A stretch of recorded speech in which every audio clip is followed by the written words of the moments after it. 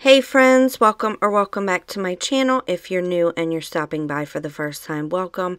My name is Melissa and I love to do all things crafty on a budget, especially Dollar Tree DIYs, farmhouse decor, and much more. So if that's something you're interested in, I would love it if you would stick around by clicking the red subscribe button and then tap the bell and all to be notified every single time I upload. Also, don't forget to give this video a big thumbs up if you enjoyed it.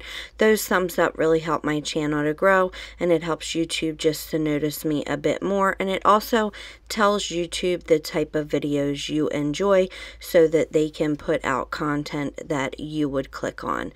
So anyway, for today's video, we have 6 Dollar Tree DIYs that are fall related. So with all that being said, let's jump right in. So for the first project, I got this pumpkin from Dollar Tree, and I start by taking the tag and that raffia bow off. When I ripped the bow, it had a little bit of hot glue left over, which I wasn't too worried about because I figured I would put another bow anyway, but I did just sand it down as best as I could. Then took my white Waverly chalk paint and I painted just in between the raised parts. It depends if you're going to do it this way or not, but I probably should have painted the entire thing because whatever I use on those other pieces, you can kind of see through it, and I just really didn't like that. But again, like I said, it just depends what you use. So you'll either just paint the parts that I'm painting right here, or you might just want to go ahead and give the whole thing a good coat of the white Waverly chalk paint. I really honestly don't think it's going to hurt anything. So anyway, after I get done painting the middle part, I go ahead and I set that aside to dry. So I took this little decor piece. It says "Kiss Me" and it has a cactus. I knew that I wanted to keep that natural wood, so I just sanded off the "Kiss Me" part. I then just pulled that cactus off. It came off really easily. I didn't have to fight with it or anything, so I think it's probably just held on by some hot glue maybe, not too sure. But anyway, I had this fabric from Walmart. It's a fat quarter, and then I just showed you that Dollar Tree does have fabric, but this was a little bit of a lighter buffalo check, so I wanted to try that out. But I cut a piece of that off of the fat quarter and then took some matte Mod Podge, and I just gave those 3 pieces that are the exposed wood a really good coat of the Mod Podge. Now, you guys know, if you've been around, that I normally don't like to work with Mod Podge because if you're using paper, it makes the paper wrinkly, but because I'm using fabric, you definitely want to go with Mod Podge. So once I have a nice coat of the Mod Podge down, then I just put my fabric straight down onto it and I smooth out that fabric. And I'm just kind of going around feeling where the raised parts are, and if I see any wrinkles, then I go ahead and smooth those out. And then once I am satisfied, I do another really nice coat of the Mod Podge on top. And like I said, you can kind of feel for it, but I could see where the raised parts were, so I wouldn't worry too much about getting it on your pumpkin because number one, it's matte, and number two, like I said, you can see where the parts are. So because I sanded this little piece, I wanted to bring that wood back out. Now this is not 100% wood. I don't really exactly know what it is, but it looks like just a sheet of wood on top. But anyway, I put some Mod Podge on that, and then I take one of those pumpkin ornaments and paint it white. So while all that's drying, we're going to work on the next project. I wanted to make these little pumpkins made out of wood. I would have just used Jenga blocks, but I don't have any. I My Dollar Tree has not had none in a really long time. I do have a few, but it's not enough to do this project, so I did just go ahead and use my dowel rods. One of my subscribers had mentioned that the link didn't work, but I did update that link, so if you want to get these square dowel rods, then the link is in the description box under my Amazon favorites. But basically what I just do is I lay these out and I figure out the sizing that I need, and you want to have 3 different sizes, one size for the middle, another size for the next layer and the next layer, if that makes any sense at all. And then I had those little leftover pieces where I cut angles, so I just cut the ends off of them for the stems because I thought that they looked cool to be on the top of those. And then I just took my miter saw, I cut my dowel rods down, and then I sanded all the edges. And if you guys want to get a miter saw, it is linked in my description box in my Amazon favorites. I use this thing all the time, so it's definitely worth having in your craft stash. So here you can see how I cut the different sizes, because I'm sure the way I explained it made no sense. But then I just go ahead and I take some wood glue and I glue all 3 of them together. I then take the little pieces that I cut off for stems and I use wood glue as well, and I just glue those to the top middle of my little wooden pumpkins. So once I had these glued on, then I set those aside to dry because of course they need time to dry. I take that white pumpkin, I measure out every 1/2 inch, and then I make lines where each 1/2 inch is, and then I take my finger and I just kind of smear it so that it looks like shiplap. So once I have this faux shiplap done, I had this Hello Pumpkin from last week's project that I printed off, and I just traced that on to this mini pumpkin as well. Once I had that traced on, surprise, surprise, I take my black paint pen and I just go over that wording real quick. It didn't take long. I use these paint pens all the time and I absolutely love them, but I thought that it was missing something, so I just took a really thin paintbrush and some Moss Waverly chalk paint, and I gave the lettering a bit of shadowing. Once I had the shadowing done, I just took my chip brush, and yes, you guys, I know I've got a lot of comments that there are cheaper ones, so I did put that link in my Amazon favorites. The link that I had originally for these brushes, they were only $5, but they were in-store purchase, and then they went out of stock. Now they're listed for like $26, which is outrageous, but Amazon does have them for $11. So I did go ahead and link that. I dry brushed the bottom piece and the pumpkin. I put a simple bow on the pumpkin in the buffalo check ribbon, and then I just glue this right to that bottom piece.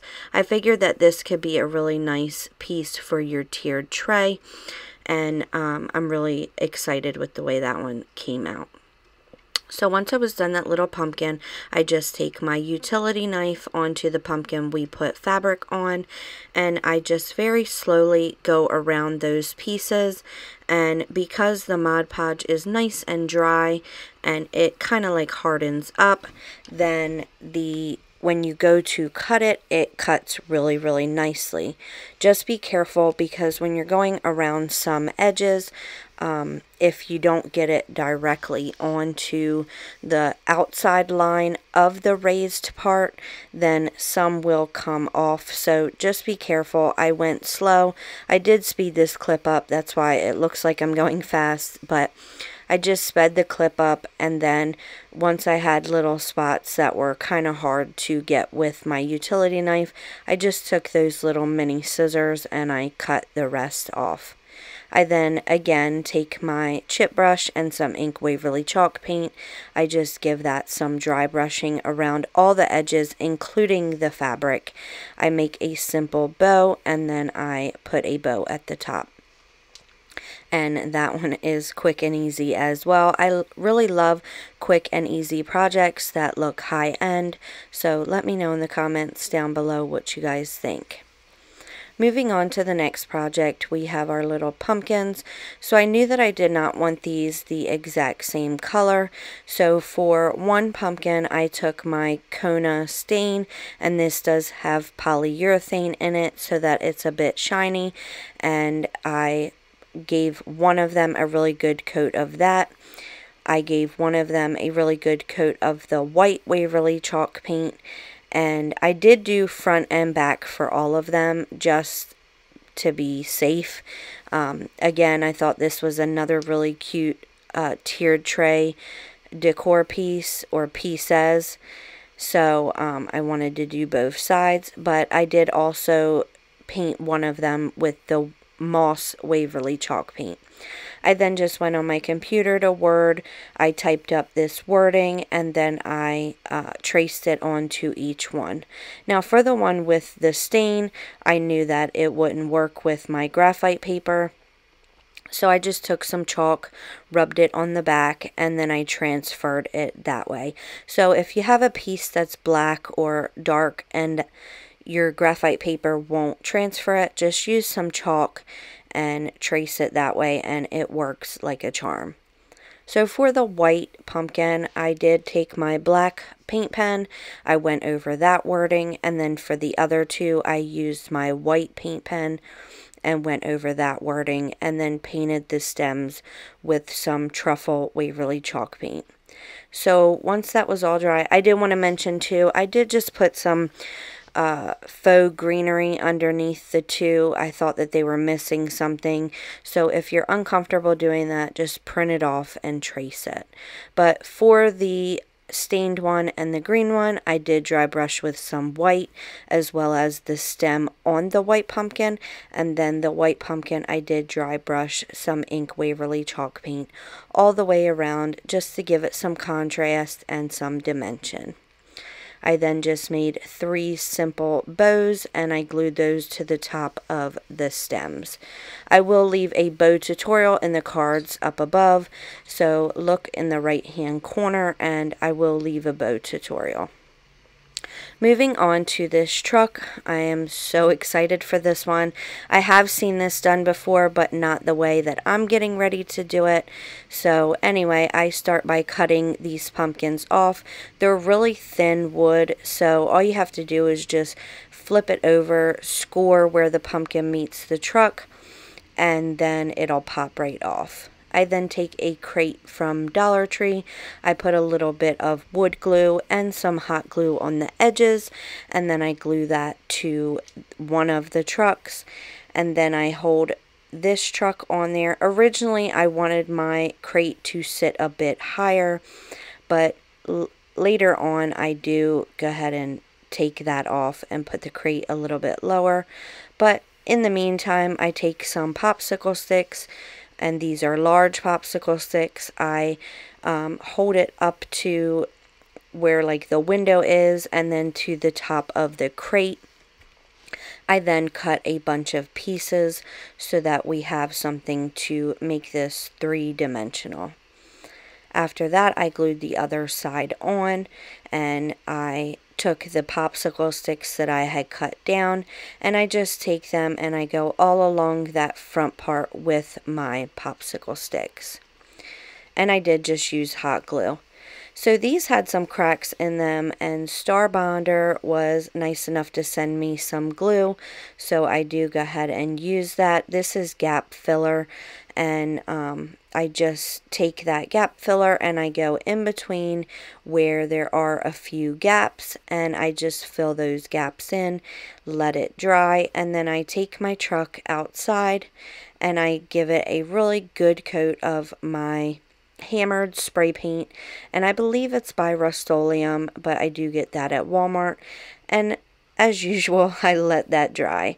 So while that's drying, we're going to work on a sign. I know you guys love signs, so I just take the tag off and I sand that down.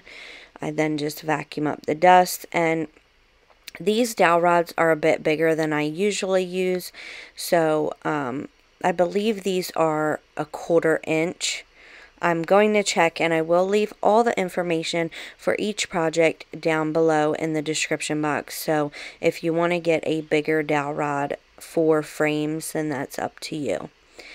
So once I measure out the frame and cut the pieces, I do just give this a light coat of white Waverly chalk paint. I do not do a thick coat because I want that wood showing, or what looks like wood, to be showing through. I then just take that same stain that we used in the previous project, and I give all these dowel rods a nice coat of it, set those aside to dry. I then printed this off from Google. I found an image that I liked. I screenshotted it. I copied it to Word and then print it out, and that is what I do for most of my printouts, you guys. So if you just search Google and find what you like, you can easily make your own sign. But once I had it printed out, I took my graphite paper, traced it on there, and then traced over that with my black paint pen. So for the lettering, I use black. And then there's this little wheelbarrow, and I was just so in love with it. And it had these this design that looked like wood. So I did take a brown paint pen, and I went over that part that looked like wood because I too wanted mine to look like wood. So once I had my little wood pieces, or whatever you want to call it, done, then I took some Moss Waverly chalk paint, and there were pumpkins in this wheelbarrow. And of course, as you guys know, if you have been around, then I'm doing my decor in neutrals again this year. I'm not really a big fan of bright oranges and the traditional colors, so I do like that green color. So I wanted this to match, and I made my pumpkins with the moss. And I also wanted to mention, I did take a little bit of yellow just to give it some dimension. And then once I had that done, then I went ahead and I glued down my frame. I always start with one side, do the middle pieces, and then I do the last side just to be sure that it fits together nicely. If you want to hang this, just glue a sawtooth hanger to the back. And that quick and easy, you have a really high-end looking sign for just $1 or $2. So last but not least, this is what I am most favorite, or what I am most excited about. I'm sorry, you guys. As usual, it's late here. I'm about to have a baby, so please forgive me. But anyway, I take my natural sponge that I get from Walmart. I take some Elephant Waverly chalk paint, I dab it on my sponge, and then I kind of just dab it all the way around. I keep looking at it, and then once I'm satisfied with the way it looks, then I go in on top of that elephant with some white Waverly chalk paint. The elephant is going to tone that silver down, and then the white is what is really going to bring it out and make it look like galvanized metal. Like I said before, I've seen people do these trucks a bunch, but I have never seen anybody do a galvanized truck. And I did see a galvanized truck I loved, but it was $100, and I knew that I can make it for less, which is why I'm bringing it to you guys, because I know you guys love to save money just like I do. So anyway, once I did the side, then I did the exact same thing to the front of the truck. I did not worry about the back of the truck because you're not going to see it.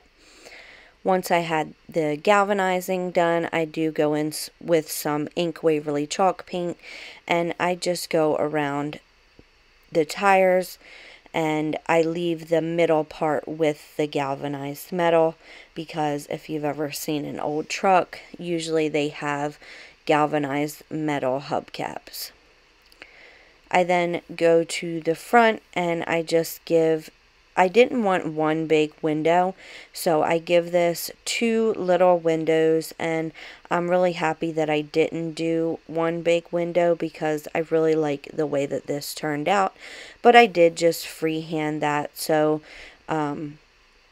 If you want to be more precise, then you can probably do this with a paint pen, but I wasn't worried about it. And then I took a really small brush. I made 2 headlights with that same ink Waverly chalk paint, and then I drew a few lines, or I guess I didn't draw it, I painted it. I painted a few lines in the front to make it look kind of like a grill. And I don't know about you guys, but I was just so pleased with the way this turned out. But anyway, I take my chip brush again and some ink Waverly chalk paint, and I just go around all the little details on the truck just to give it some character. Once I had everything painted, I just thought that it would look really nice to bring out those details. You can leave the details alone if you would like, but I just think that when you dry brush your project, it just really takes your project to the next level. So let me know in the comments down below if you guys would dry brush the edges or if you would just leave it alone. And then I took some antique wax from Waverly and a paintbrush. Usually for dry brushing I would use a chip brush, but when you're trying to make it look like rust on something you've galvanized, the chip brush doesn't work as good. So that's why I'm using a paintbrush, but I just go all around the edges, like on the bed of the truck and around the hubcaps, all around spots that are usually kind of rusty on a truck, and also just spots where I thought it would look really cool because it looks like an old antique truck. So you can go as much or as little on this truck as you want. The options are endless and it's totally up to you. So that is it for this video, you guys. I wanted to go out with a bang, so I was really excited to bring this truck to you. This was probably my favorite project, but as usual, I can't really choose a definite favorite. So let me know what you think. And oh my god, you guys, my baby is going to be here, so this will be my last video that I do that's brand new. You guys will have something to watch. I've been working on a few videos to upload while I have my baby. That way all I have to do is just click a button and you guys have something to watch. So definitely let me know if you guys enjoy those kind of videos as well when they come out. I kind of compiled a bunch. So anyway, now I'm just rambling. It's tired. Yeah, it's tired here. I'm tired. It's late here, and I am just so excited to meet my little girl. And so anyway, I'm rambling again. Please give this video a big thumbs up if you enjoy it. Subscribe if you haven't already, and I will catch you guys next time. Bye.